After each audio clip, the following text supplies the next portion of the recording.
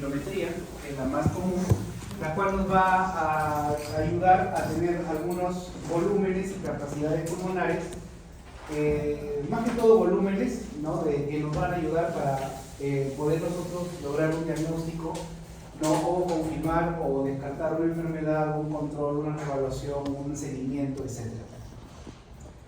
La espirometría usualmente me va a medir, como le decía a los chicos hoy día, uno de los valores más importantes de la espirometría, que tiene un valor predictivo muy importante para pronóstico, ¿no? Para ver tolerancia en una cirugía, es el volumen expiratorio forzado al primer segundo, o BFUN, que ese es el que nos va a medir la espirometría. Usualmente la espirometría nos va a decir principalmente si el paciente tiene un patrón obstructivo o restrictivo, o ambos.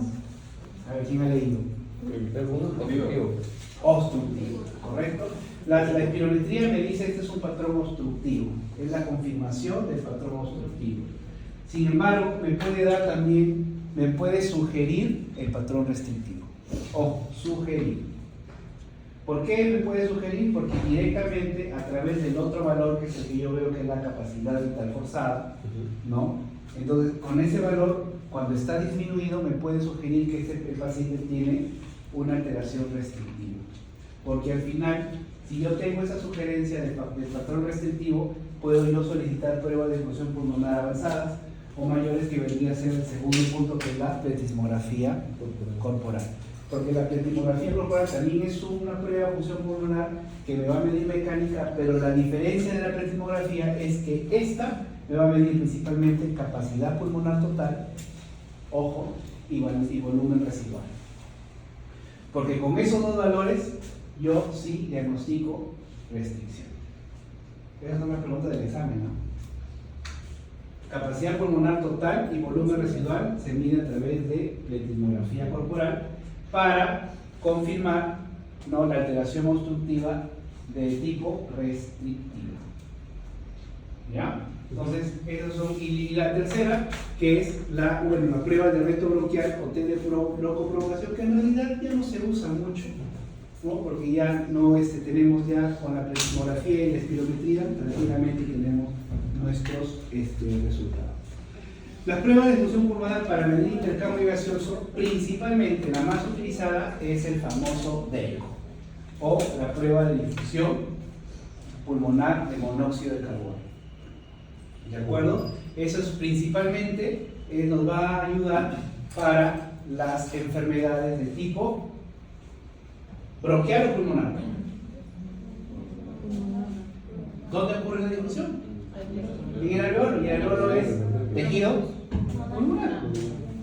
Entonces, el DELCO, ¿no?, la prueba de difusión pulmonar de monóxido de carbono, es la prueba que me va a medir, ¿no?, el intercambio de oxígeno y CO2 a nivel del alveolo pulmonar. Entonces, en una fibrosis pulmonar donde hay una alteración de la difusión, porque no hay una adecuada oxigenación y hay un aumento en la producción de CO2, entonces puede estar el DELCO aumentado o disminuido. Es un paciente con EPI, como un intersticial. O sea, oxigena bien. O sea, hay una alteración en el intercambio gaseoso. Y eso se va a ver en la prueba de difusión pulmonar. Bueno, y lo que tenemos, a pesar de que nosotros medimos pues la gasometría y la oximetría. La gasometría, que es los gases arteriales, también es una prueba, porque me va a medir justamente el intercambio gaseoso. Me mide la presión parcial de oxígeno arterial y la presión de CO2 arterial. Entonces, con eso yo puedo calcular, cuando hagamos gasometría, calculo mis predictores, ¿no?, la relación presión arterial de oxígeno, fracción inspirada de oxígeno, el famoso PAF, o la famosa gradiente, ¿no?, la gradiente alveolo-arterial, que son predictores para ver mortalidad, para ver evolución, para ver requerimiento de oxígeno, ¿no? Entonces, si el paciente solamente hay que ponerlo en soporte oxigenatorio por algún instrumento externo, o hay que ponerle soporte ventilatorio bajo un ventilador mecánico. Entonces, ahí esos nos ayudan a tomar decisiones, los resultados. Y la oximetría de pulso, que indirectamente también me va a ayudar a medir de manera indirecta, para la redundancia, cómo está la presión arterial de oxígeno. ¿cierto? Entonces, esas son las pruebas para medir alteraciones o valorar el intercambio gaseoso. Y las pruebas que permiten analizar la respuesta integrada del organismo que tenemos ahí ya asociamos cardiorrespiratorio. Entonces son para medir, ¿no? La respuesta respiratoria, la cardiovascular, metabólica, musculoesquelética, ¿no? Y ese grupo incluyen las pruebas cardiopulmonar de ejercicio, ¿no? La prueba o el test de caminata de 6 minutos, que es la más utilizada, la más facilita sin necesidad de un equipo.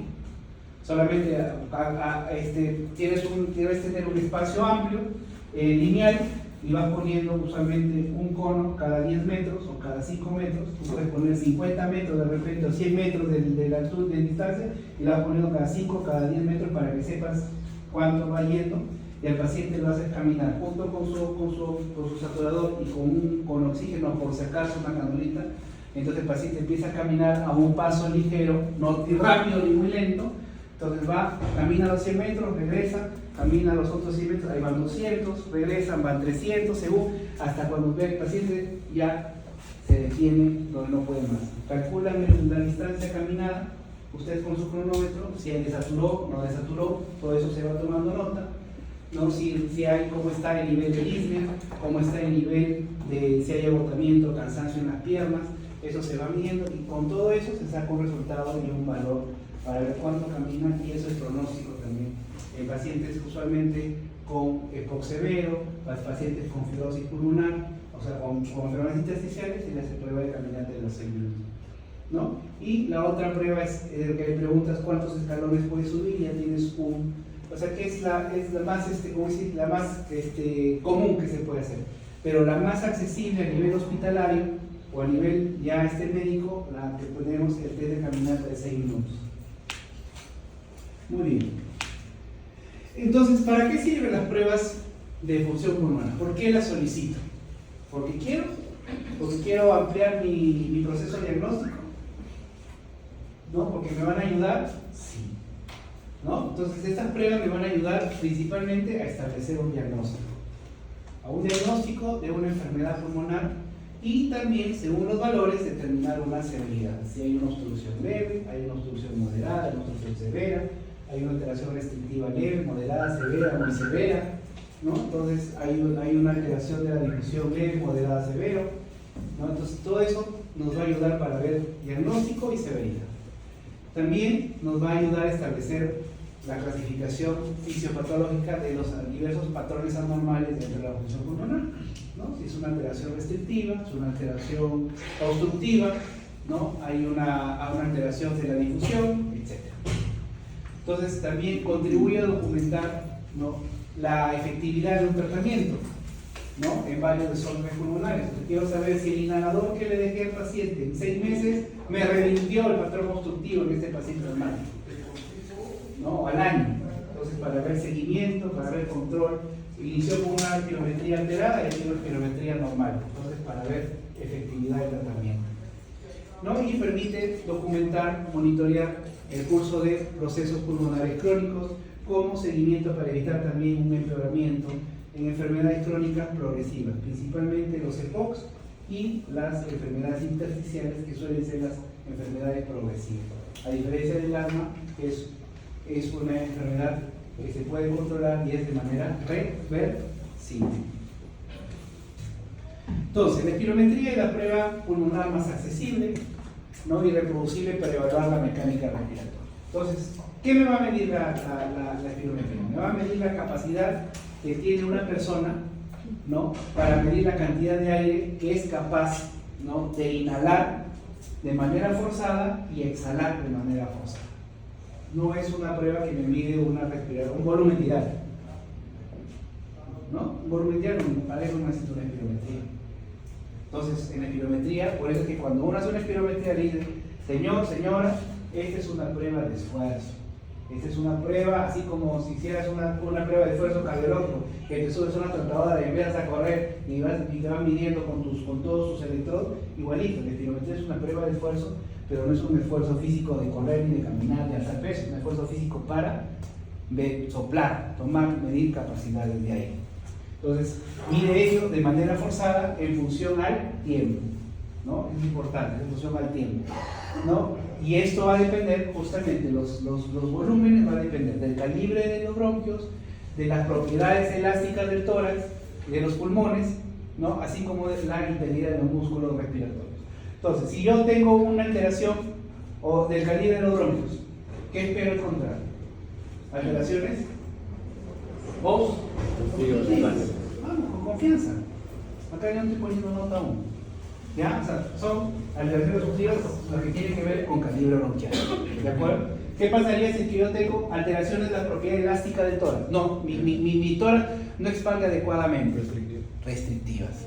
Y músculo también restrictivo. Entonces, ellos nos va a ayudar para más o menos enfocar nuestro proceso diagnóstico y nuestras posibilidades diagnósticas para saber con estos resultados. Entonces, en la espirometría, como le dije, son 3 los valores principales que yo debo observar en una espirometría. No necesito el resto. Por el resto no se preocupen, lo dejan al neumólogo.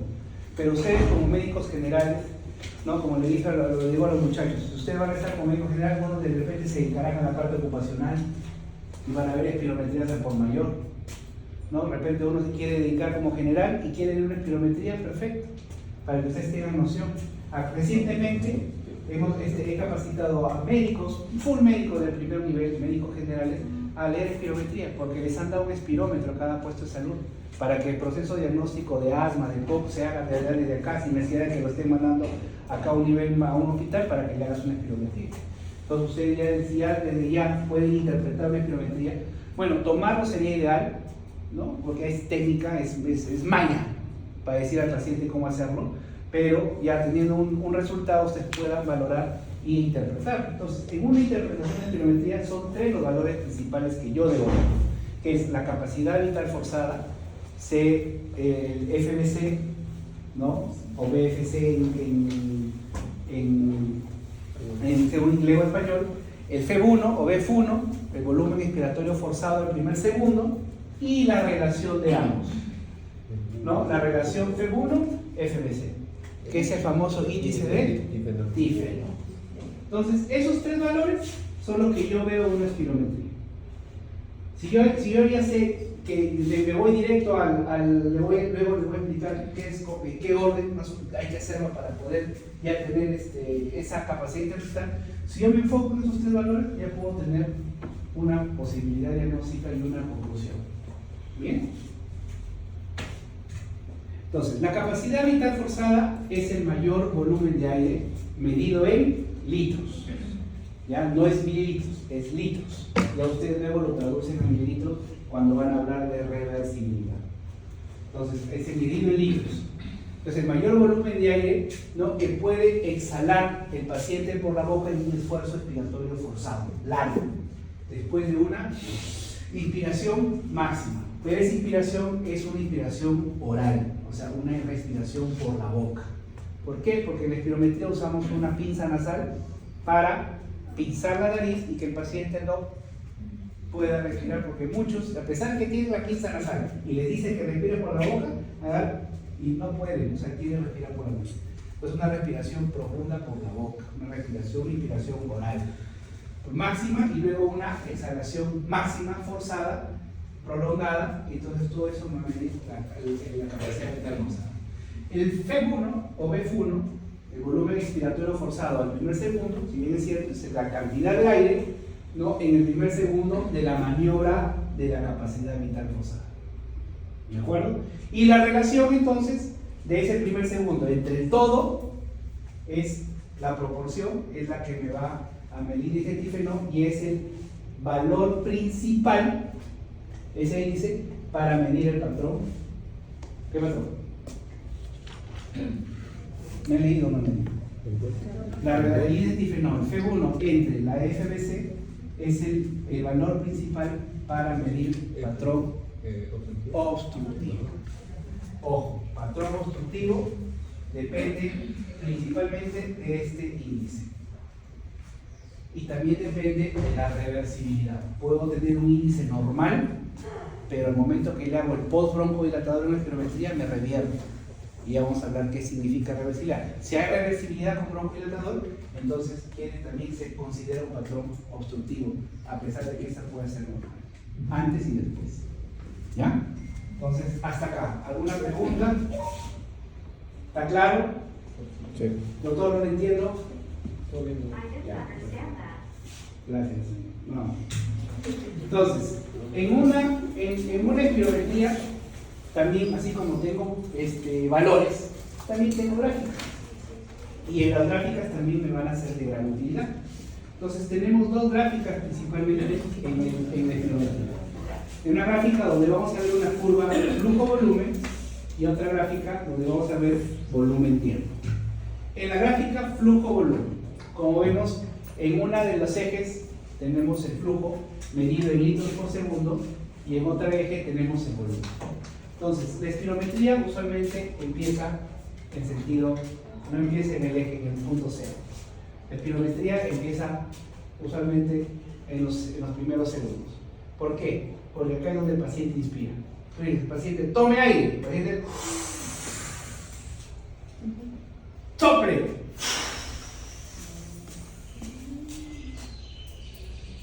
¿De acuerdo? Entonces, flujo-volumen. Entonces, medimos flujo de aire en una proporción de volumen. Entonces, es la gráfica clásica, típica, la principal que van a ver en la espirometría. ¿Y por qué es importante? Porque esta curva, usualmente, esta es una curva normal. Las curvas obstructivas usualmente tienden a ser puntiagudas. Y lo van a ver en la espirometría. O sea, tienden a ser, levantan un pico y es finito y baja. O tienden a ser picudas. Y las restrictivas tienden a ser una curva más tipo hipérbola, más cóncava y va bajando. Entonces, ¿me ayudan? Sí me ayudan para más o menos orientarme cuando tengo dudas con los volúmenes, con los valores. Entonces, la curva flujo-volumen, ¿no? Se puede evaluar principalmente, como dije, el inicio de la maniobra. ¿Qué quiere decir? Que la maniobra debe empezar exactamente en el punto cero. A veces el paciente, no debe haber un tiempo, ¿cómo le puedo decir? Un tiempo evidenciado entre la inspiración y la expiración. Es inmediata. Mientras más inmediata es, inmediato, parte más del punto cero y hay un valor que es el volumen extrapolado en la espirometría, que es el que me dice si se demoró o no.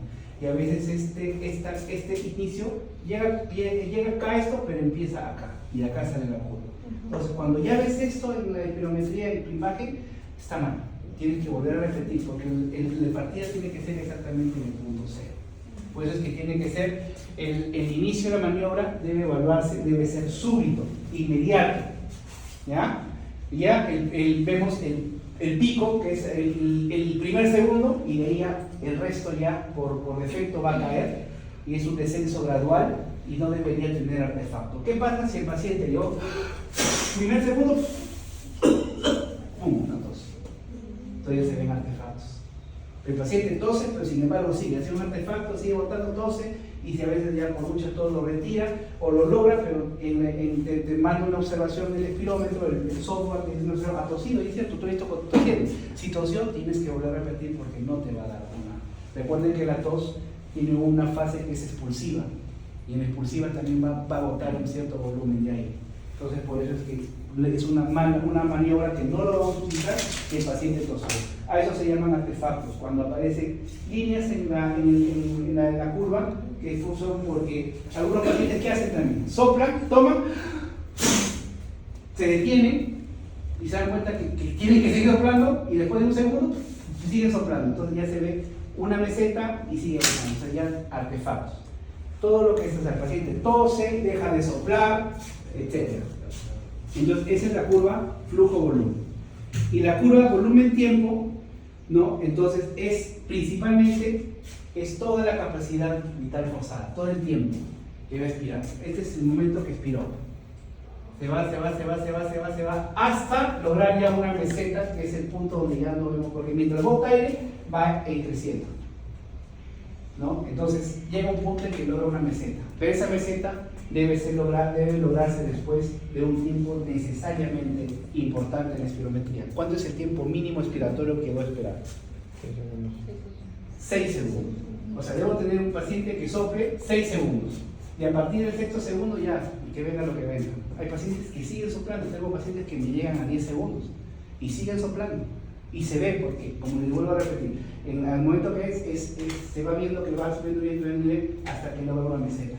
Entonces, mientras hay expiración, tú no le dices nada, que siga. Tú le vas dándole y le vas motivando, siga soplando, siga, hasta que ve la meseta, recién le dices al final, tome aire para volver a recuperar toda la inspiración honda final y recién retiro el equipo de la boca. Pero ya logré la maniobra bien realizada. Entonces, esta curva es principalmente para ver criterios de terminación, ¿no? Veo que esté bien hecha. Veo la meseta, que es cuando ya el paciente ya no está expirando más, ¿no? Y el tiempo expiratorio mínimo de 6 segundos en la expiración forzada. Hay pacientes que logran 2, 3 segundos, sopla, y luego es como que se desencerraran y siguen haciendo la maniobra, pero solamente están empujando la cara. Están empujando nada más, pero no están expirando. Entonces, cuando le retiras y ves que hay un valor en la espirometría, que es el FET, tiempo expiratorio forzado, en segundos, que ese te dice cuántos segundos votó, cuántos segundos dura esa expiración. Y ahí tú ves, dura 2.89, 3 segundos, 4 segundos, 8 segundos. Ese es el tiempo que tú ya lo ves que ha logrado él. Entonces, pero tú ves, pero la línea que continuaba, pero el paciente solamente te marcó 3 segundos y luego el paciente está pujando, no está expirando, o sea, no hay salida. Pues es que le dice, doctor, pero me quedo sin aire. ¿Qué es lo que le van a decir? Doctor, yo boté porque definitivamente toma aire y bótalo de golpe, vas a sentir que lo botaste todo de una sola expiración. Pero es que cuando tú expiras solamente botas una pequeña proporción de aire. Piensa que botaste todo y tu pulmón va a colapsar. Esa es la idea que tiene. Pero aire hay, inclusive hay aire residual.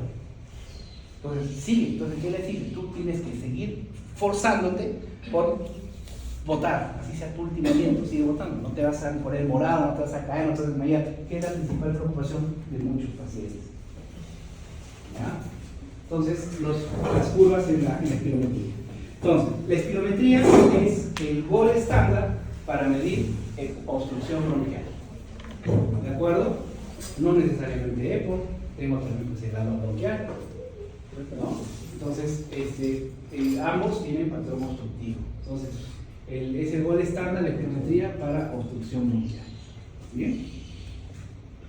La restricción, como les dije, la restricción pulmonar que tiene que ver con la capacidad, ¿no? de la amplitud torácica, con la compliance pulmonar, que tiene que ver, ¿no? con los movimientos respiratorios y volúmenes dentro de la capacidad ventilatoria pulmonar, ¿no? Eso me va a indicar restricción pulmonar cuando una lesión no se puede diagnosticar a través de una espirometría, como les dije, ¿no? Ya que esta no me va a medir esto. El volumen residual es el que me va a indicar restricción, al igual que el volumen pulmonar total. Ambos me lo mide la ritmografía corporal, lo que les dije. O sea, la espirometría me va a sugerir restricción por una capacidad vital forzada disminuida, ¿no? Entonces, a pesar de esta limitación, una vez diagnosticada apropiadamente la restricción pulmonar por los métodos adecuados, pletismógrafo corporal, la espirometría es de utilidad en el seguimiento de estos pacientes. O sea, tú puedes darle una pletismografía basal, ya, sí, tiene restricción, y luego lo hago con las espirometrías y viendo cómo está su capacidad vital forzada, ¿no? Entonces, solamente la espirometría, ojo, me sugiere. Por eso es que en la conclusión yo puedo poner alteración ventilatoria obstructiva o alteración ventilatoria sugerente de restricción. Eso sí puedes poner como conclusión en una espirometría. Entonces, la espirometría establece el diagnóstico, cuantifica gravedad, estima un pronóstico, monitoreo y una evaluación o seguimiento y valoro una gravedad de una exacerbación. Puedo utilizarlo, aunque el paciente va a estar exacerbado, pero sí, yo quiero, pues miren, hacemos espirometría para ver cómo está su capacidad vital, su F1, porque ese es el valor predictivo, F1 en las alteraciones obstructivas, ¿ya? Bueno, es lo que le decía. Un volumen tidal es el volumen corriente, que es lo que nosotros respiramos en una inspiración y expiración normal, ¿no? Es lo que decíamos, hacemos inspiración forzada, ¿no? Eso lo han visto seguro en física, ¿no? Entonces, una inspiración forzada, entonces ahí tenemos los volúmenes que hay, la inspiración forzada, inclusive a pesar de llegar al pico máximo de la inspiración forzada, vamos a tener un volumen más en el pulmón, que es el volumen residual, ¿no? Ese volumen residual es el que me va a ayudar en la parte restrictiva, ¿no? Entonces, ¿por qué le digo que la capacidad vital forzada me va a pedir indirectamente restricción? Porque es parte de toda la capacidad pulmonar total. Y este volumen general te va a dar la pletismografía. Pero la pletismografía te puede dar una CPT, capacidad pulmonar total, una CPT baja. Usualmente el punto de corte para hablar de normalidad, allá de anormalidades, es 80. Para CPT, para DENCO, para FEB1, ya lo vamos a ver, 80%.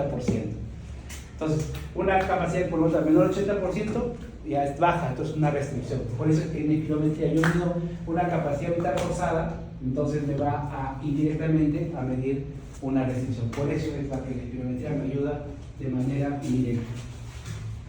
Entonces, como les dije, ¿cómo yo preparo o voy a hacer una espirometría? Primero, tengo que valorar si es espirometría basal, de inicio, de diagnóstico o una espirometría de seguimiento. De todas maneras, eso es importante. Segundo, tengo que ver si el paciente ya es usuario de una terapia inhaladora. Recuerden que la espirometría, según el criterio médico, puedes hacer espirometría simple, o sea, le haces una basal, una forzada simple, o le puedes hacer con broncodilatador. Entonces, si tú quieres hacer una espirometría, sea basal o sea con broncodilatador, necesitas de todas maneras suspender una terapia inhaladora. Porque si el paciente viene con la terapia inhaladora, así lo haya usado horas antes, recuerden que cada inhalador tiene un tiempo de vida media y tiene un tiempo en el cual va a tener un efecto broncodilatador, un efecto antiinflamatorio o un efecto antimuscarínico, lo que fuera, y eso va a interferir con los valores basales de una espirometría. Entonces, si es un broncodilatador de acción corta, hablamos de bromuro, ipratropio, salbutamol, de acción corta sabemos que su tiempo máximo no pasa de 8 horas, de 6 a 8 horas, entonces tienes que decirle que por lo menos de 8 a 12 horas no utilice nada. Los broncodilatadores de acción prolongada, hablamos de salmeterol, hablamos de formoterol, o un corticoide inhalado, de sonida, salmeterol, fluticasona, perdón, que también tienen un tiempo de vida por lo menos de 12 horas.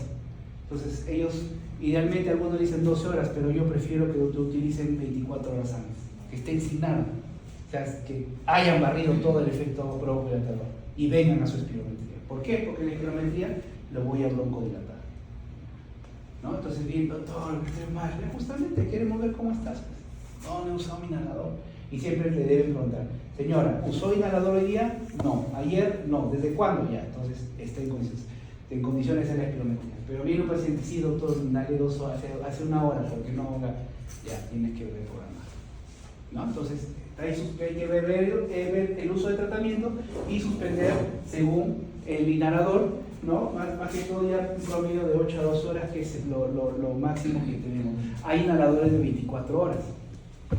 Hay inhaladores de 24 horas, por ejemplo el orodaterol, que es un beta 2, ¿no? Hay antimuscarínicos de 24 horas, que es el bromuro de tiotropio, que son inhaladores de efecto diario. Entonces ellos por lo menos tienen que más de 24 horas suspender una terapia inhaladora. Entonces, una vez que el paciente es recibido en el centro de pruebas de pulmonar, tomamos los datos. ¿Es importante? Sí. O sea, no datos de nombre, apellido, que más que todo para identificar la prueba. Pero ¿qué necesito? Edad. ¿Es importante la edad? Sí. Ya. ¿Es importante el peso? Sí. ¿Es importante la talla? Sí. ¿Es importante la raza? Sí. ¿Por qué? A ver, alguien que me levante la mano y me diga, doctor, por esto. Hay que avanzar. A ver.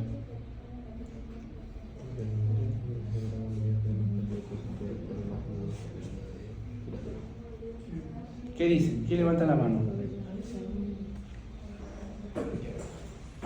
¿Por qué es importante los valores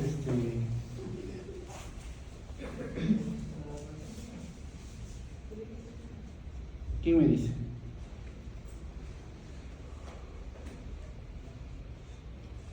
Porque es importante los datos somatométricos, edad, periodo exacta, raza. Porque hay ciertas enfermedades que tienen prevalencia de ciertos grupos étnicos, ¿no? Ya. Pero para la espirometría, para que ingreses ahí al software.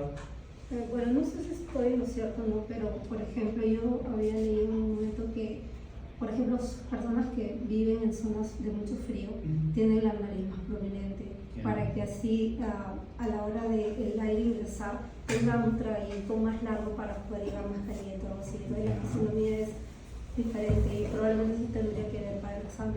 Por la parte anatómica. No me convence. ¿Alguien más? Tranquilos, ¿eh? Con confianza. ¿Por qué es importante todo eso?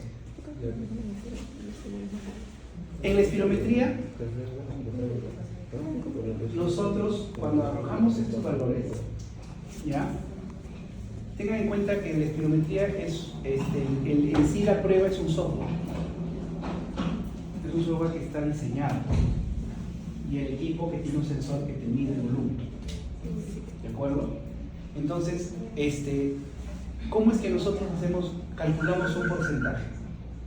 Por ejemplo, su F1 es, oye, él es 80% de su, tiene 60% de su, ¿contra qué lo compara? ¿Contra un promedio? Contra una media. O sea, cada individuo, según su peso, su talla, su raza y su edad, parece específicamente tiene una media. Y no necesariamente una media, tiene un valor inferior y tiene un valor superior y tiene una media. Para eso sirve. Y eso está dentro de grupos de valores, que son los valores que tú programas en el estilómetro, qué valores quieres utilizar. El más utilizado es el NAN-estrés, que son estudios de grandes masas poblacionales mundialmente, o sea, de varios países juntaron razas, todo, y sacaron los promedios para que puedan hallar ello. Y en función a esa caracterización, particularidad de cada uno, ya te arroja cuál va a ser su media. Entonces, es por eso. Entonces, no vamos por el tema del tipo de enfermedad, o sea, no vamos por el tipo de la anatomía o estructura de las coanas, de las narinas, etc. O sea, vamos de todo para calcular la media de los valores con los cuales vamos a comparar. ¿Qué pasa si yo me pongo mis características? Mira, a ver, 100 kilos, 1,70 m, 1,73 m, mestizo, hispano, y le doy con esos valores a un niño de 5 años que es otro. No va a ser. O sea, lo va a hacer, te va a dar volumen, pero esos valores van a estar, que los otros van a estar comparados con tus características. Entonces, para eso es. Entonces, uno programa con qué grupo poblacional, con qué data va a trabajar. Hay varias, tienes DANES, ¿no? Tienes ATS, ya. O sea, tú eliges el que mejor quieras, pero el que más completo hasta ahorita, para mí, el NAN-estrés, que tiene desde niños, inclusive ni siquiera tiene menores de 5 años, tiene niños ya grandecitos hasta ancianos o adultos mayores hasta los 65, 70 años. Por ejemplo, si yo pongo un octogenario, un onagenario, una espirometría, inclusive ya no me da valores predichos, porque no hay para ellos. Pero lo hago para ver cómo está el F1 o cuántos volúmenes son. Es por eso es importante los valores exactos. ¿De acuerdo? Y bueno, una vez que ingresaste esto, le vas a decir al paciente que se posicione de manera sentada, recto, para poder hacer la prueba. ¿Puedo hacerlo parado? ¿Puedo hacerlo echado? Si yo quiero hacer una espirometría a una paciente con fractura de cadera de los tiene que quedarse igual. Sí puedo. O sea, no es lo usual, pero sí lo puedo hacer. Principalmente la mayoría se sienta. Algunos me dicen, ¿puedo hacerlo parado porque piensa que puede exhalar más? Sí, párate. Y se da cuenta que no. Prefiero sentarme. Hazlo. Pero hace una maniobra parada. ¿Cómo te sientes mejor? No, yo creo que parado. Sigue parado. O sea, pero lo ideal es que se siente.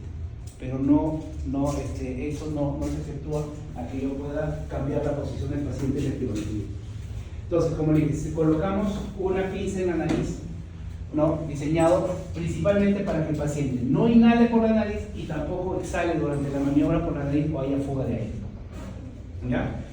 Luego se le explica que va a ejecutar las maniobras. Entonces, se le dice, ¿sabes qué? Yo te voy a decir, toma aire hondo, vas a tomar al máximo, inmediatamente te voy a decir, sopla, donde tú vas a soplar enérgicamente, de manera rápida, como un estallido de aire, ¿no? Y vas a continuar soplando de manera continua. Y le hago el ejemplo. O sea, yo mismo, ¿no? Entonces el paciente ve, ok, ahora tú, vamos, le pones todo y vas a la máquina para que empiece el movimiento. Entonces, es importante, la motivación influye mucho en la espirometría. Es diferente que tú le digas, toma aire, a que te digas, tome aire. Se le hace una orden, el paciente se motiva y lo cumple. Cuando dice sopla, entonces va a ser de manera, sopla, o sea, el paciente va a soplar. Entonces, es una prueba únicamente que depende del paciente, ¿no? Es una prueba que únicamente el paciente va a lograr el éxito, va a lograr que lo cumpla, porque nosotros no podemos intervenir como en otras pruebas que donde tú de repente puedes cambiar algo por ahí y ya lo modifica. No, lamentablemente es una prueba paciente dependiente, ¿no? Entonces, esta maniobra la puedo repetir tantas veces necesarias, ¿no? Pero de todas voy a necesitar 3 que cumplan los criterios, 2 criterios principalmente, que sean aceptables y que sean repetibles. Esos son los 2 criterios que esta también pregunta del examen. Entonces, si una maniobra es aceptable y es repetible, y deben haber 3 maniobras mínimas para decir terminamos la experimento. La primera lo hizo bien, oye, me entendiste, lo lograste, vamos con la segunda, toma aire, bota, ¡pum! Tosió, pero ya, lo consideras y te sale tercera, todavía, doblas 4 segundos, tú puedes, vamos, cuarta, entonces tú puedes dar hasta 8, hasta 12, pero ya con 8 el paciente ya ni da ya. Por eso es que la explicación es importante, la demostración tuya es importante. Entonces el paciente puede hacer 5, pero de las 5 yo necesito que 3 cumplan criterios de aceptabilidad y criterios de repetibilidad. ¿Qué significa que sea aceptable? Lo que estamos conversando, que sea una inspiración honda, que no haya tos, no haya artefactos en la maniobra. ¿Qué más? ¿Qué hemos dicho? En la curva flujo-volumen, que sea una inspiración inmediata con un volumen extrapolado menor a 100, un volumen extrapolado mayor a 100 quiere decir que se demoró. El volumen extrapolado es el tiempito que demora entre la inspiración, el final y la botada inmediata. Entonces, si el volumen extrapolado es largo, no es aceptable. Tiene que tener un volumen extrapolado corto, que dice que fue inmediato. ¿De acuerdo? Y que cumpla una expiración, un F1 mayor a 6. Por favor, desde hace rato se están riendo. Les pido, si no desean, yo no tengo problema, pueden avanzar. De verdad. ¿Ya? Entonces, como digo, la aceptabilidad viene allí. ¿De acuerdo a esos criterios? Y la repetibilidad. Usted medita ese término, repetibilidad. Que la prueba 1, la prueba 2 y la prueba 3 tengan casi los mismos valores. O sea, no puedo en el F1 de la maniobra 1 botar 2.50 litros, en el otro botar 4.1 litros, en el otro botar 1.5 litros. O sea, son pum. Entonces, entre los 3 no debe haber una diferenciación mayor a 200 ml. Entonces, 4.7, 4.8, 4.6 están dentro del rango. Ninguna de las 3 tiene mayor a 200 ml de diferencia. Eso es la repetibilidad. Para la capacidad vital forzada, para el F1. Solo para eso valor. Entonces, cumplen esos criterios que lo vean rápidamente. Ya, terminamos la primera parte, la palabra basal. Broncodilatador. Doctor, llevo 300. 200 ml. En niños, inclusive menor. En niños es menos, o sea, de 100 nada más. Sí. Entonces, ¿cómo yo veo eso y habré cumplido, ¿no?, las 3 maniobras y habré terminado mi espirometría, sea la pre o sea la post broncodilatador? ¿De verdad? Entonces, ya, terminé la pre, doctor, ¿ahora qué sigue? Si te piden que si vas a hacer comunicación, aplica el broncodilatador. ¿Qué le aplico? ¿Agua bendita? ¿Qué le aplico? ¿Coca-Cola? ¿Qué le aplico? Salbutamol. ¿Cuánto es salbutamol? ¿Quién da más? ¿Ah? La dosis aquí o en la China son 400 microgramos de salbutamol, que equivalen a... ¿Cuánto trae un poco de salbutamol? Un poco de salbutamol es 100 microgramos. Dosis universal. ¿Cuántos puffs entonces son? 4 puffs de salbutamol. 400 microgramos de salbutamol y aplicas para el té de